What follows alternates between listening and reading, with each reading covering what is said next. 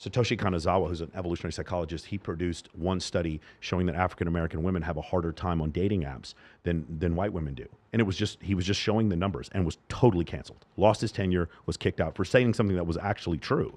It was crazy.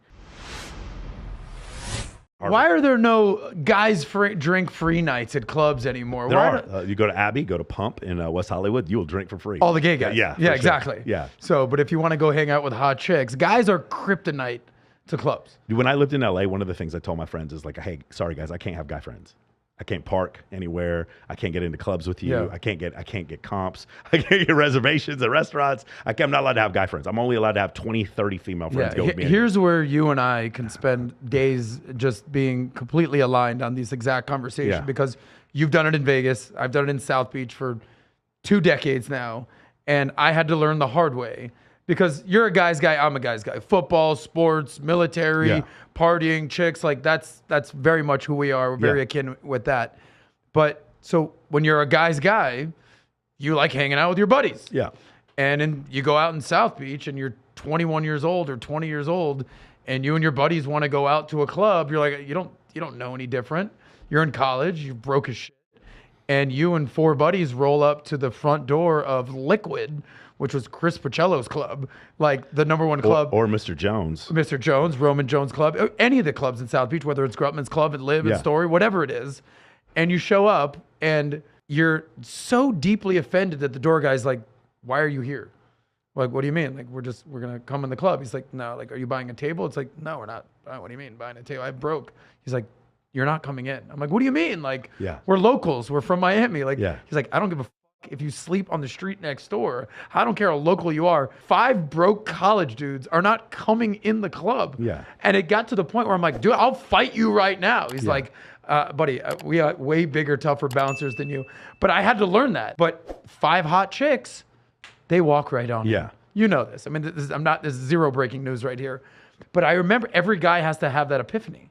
Be like, oh shit, like, okay, guys don't just get in for free. That's not how it works. No. You're going to have to buy a table, all that. The whole black pill community does not have that epiphany. Because their epiphany, how is that possible? Their epiphany is if you don't have looks, money, status, then those women would never hang out with you in the first place. And I'm like, well, those things are easily obtainable. You can't make yourself hot. You can't make yourself taller or blue-eyed. But there's so many things. The proof, again, let's stick to the science. David Buss and Sidney Meston write a book. They're both professors at UT Austin. They write a book called Why Women Have Sex. In the book, they survey, I want to say 17,000 women. And they a small sample size, right? Sample There's size. 17,000 women, right? And in doing so, they come up with and it's anonymous reporting, which actually, by the way, is more accurate. It's anonymous reporting. Of course. And because you're more likely to tell the truth if you're anonymous. The girls straight up were like, I fucked all these dudes. Like, they were very honest about it. In the book, they found 237 reasons why women claimed that they had sex with men, which really means it's infinite reasons. For men, it's like 4. They were joking. If we wrote a book called Why... He's fat ass, she's pretty, you know, and I was drunk. That was it. There it is. Yeah, Dr. Buss said if we wrote a book called Why Men Have Sex, it would be a pamphlet. Right. We wrote a book called Why Women Have Sex. It's a 600-page book. Anyway, great book. I highly recommend people read it. So what were the common reasons of the 237? There's no common reasons. Here's the funny thing. It's because there weren't common reasons is the reason you can be short and balding and still date hot women. Because there's other reasons. And the thing is, for men, it's what's called negative kurtosis, for women, it's called negative kurtosis, meaning there's more things under the standard deviation of reasons to be attracted. And for men, it's narrow. It's positive kurtosis. So it's just like Margot Robbie in Wolf of Wall Street. Everyone thought she was hot. Like nobody was like, well, Margot Robbie is like not that. She's not my type. Everyone thought Margot Robbie was hot in that movie. Yeah. No one, straight women thought she was hot in that movie because we can objectively look and see signs of facial symmetry and signs of youth. Very clearly, she was attractive. But if you were to say, is Post Malone hot? A lot of girls would be like, well, he acts very feminine and he has tattoos on his face. So no, I don't think Post Malone's hot at all. But then you'd ask, okay, what about Chris Hemsworth? And a lot of girls like, oh my God, he's so hot. And then you talk to some other girls like, yeah, I don't like white guys. Or I don't like, he's too big. Too big? Like there's these weird things that happen where you and I would see a guy who's like a male stripper, like 6'3", good looking Australian guy with an accent. And you'd be, oh my God, this guy slays. But then you're going to see women that are like, yeah, I'm not into dudes who let that into their looks. Whereas we as men don't have that whole thing. So because there are so many different reasons, there's such a divergence of reasons why women are attracted, that means black pill isn't real. That means the whole concept behind it isn't real. What happens is the middle of the standard deviation is looks, money, status. So yes, do most women prefer taller guys to shorter ones? Yes. Better looking guys to ugly guys? Yes. Richer guys to poor guys? Yes. Most. In this, not even most, but this middle part of the standard, plus and minus one sigma. Outside of that though, I have consistently seen guys get girls. Again, the extreme examples would be like Jeff Bezos, but like other examples where guys become famous actors, guitarists, performers, they become incredible public speakers. I'll just tell you right now, Graham Stephan is not a tall guy, right? He lives here. Graham Stephan is dating a very, very attractive woman, right? It's not uncommon. I have a buddy of mine, he's a real estate agent here. He's a bit chunky, a bit overweight, and the dude is dating a 10.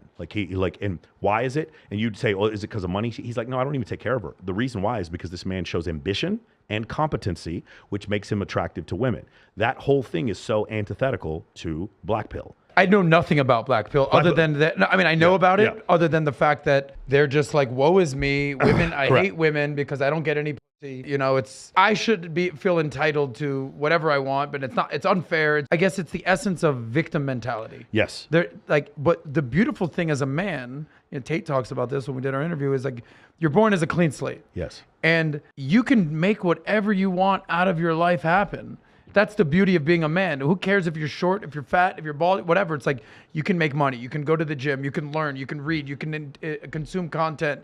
You can network. You can socialize. There's so many other things you can do to improve your status in life. And that should be encouraging for most men. This is essentially what you talk about in MOA. I watched an hour of your call yesterday. Yeah. Right? And I was like, all right. And me, I'm thinking, all right, cool. Like the one kid, he's kind of quiet. He should probably talk more. All right, cool. One kid, you're like, dude, you're at a 23. Like go to a 1. You know who the guy I'm talking about. It's like way too nerdy. But like you can improve your stature and your status in life as a man. And I'm sure you're very familiar with this, the sexual market value charts that Rollo talks about, right? Yes. Not the chart where the age, but like the pie chart. Yeah. Where, women, what they look for in a man, essentially reaffirming what you were saying, is that it's money, it's resources, and it's sort of an equal distribution of looks, status, personality, game, all that.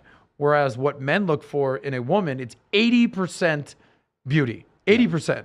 And then there's 10% that is, and body count. So like that's one thing. So the 37 culture study that David Buss did, the first time he did it in 89, where they went through all these 37 cultures and they have nothing to do with each other. They some of them had no radio, television, film, magazines, nothing, no connection to so you'd have one people that lived in the Amazon and another group of people lived in Papua New Guinea. Completely had nothing to do with each other. Void of any sort of communication whatsoever. Got it. Proving this wasn't cultural. All of them said men were more interested in casual sex than women. Obviously, for a man, we're not confused by this. All of them said that men, in every one of these cultures, men were more interested in a woman's body count than women being interested in a man's body count.